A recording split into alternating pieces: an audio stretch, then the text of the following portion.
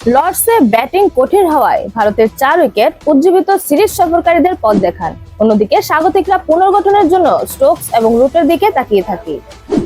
লর্ডসের চতুর্থ সকালে ভারত 4 উইকেট নিয়ে নিয়ন্ত্রণ দখল করে। হ্যারি ব্রুকের নেতৃত্বে ইংল্যান্ডের পাল্টা আক্রমণ শুরুতেই ভেঙে দেয়। মোহাম্মদ সিরাজ 7 ওভারে কৃপন স্পেলে 2 উইকেট নেন। শুরু করেন বেন ডাকেট, যিনি মিড অনে জসপ্রীত বুমরাহকে বল আউট করেন এবং বোলারের আবেগঘন বিদায়ের মুখোমুখি হন, যা আগের সন্ধ্যায় উত্তেজনা বজায় রাখে।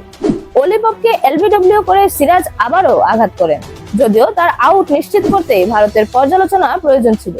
আগের সন্ধ্যায় ক্রাউলি এবং শুভমান গিলের মুখোমুখি লড়াইয়ের পর বুমরাহ কোনো প্রতিদান ছাড়াই দুর্দান্ত বোলিং করেছিলেন। অসম বাউন্সকে কাজে লাগিয়ে জ্যাক ক্রাউলিকে এগিয়ে রেখেছিলেন, যিনি তৃতীয় দিনে ইংল্যান্ডের সময় নষ্টের কারণে ক্ষুব্ধ হয়েছিলেন, যা ইনিংসে একমাত্র ওভারে পরিণত হয়েছিল। বেন ডাকেটকে আউট করার পর মোহাম্মদ সিরাজ তার সাথে ঘনিষ্ঠ হয়ে ওঠেন।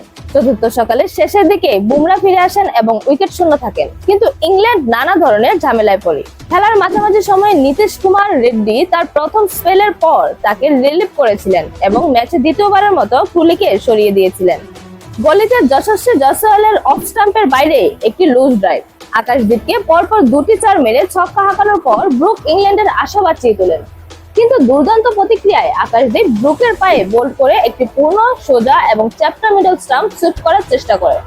এর ফলে মধ্যাহ্নভোজে ইংল্যান্ডের 4 উইকেট পতন ঘটে এবং তারা 100 রান তুলতে না পেরে অপরাজিত থাকে এবং বিরতির পর জো রুট এবং বেন স্টোকসের পুনর্গঠনের জন্য কিছু কাজ করতে হয়।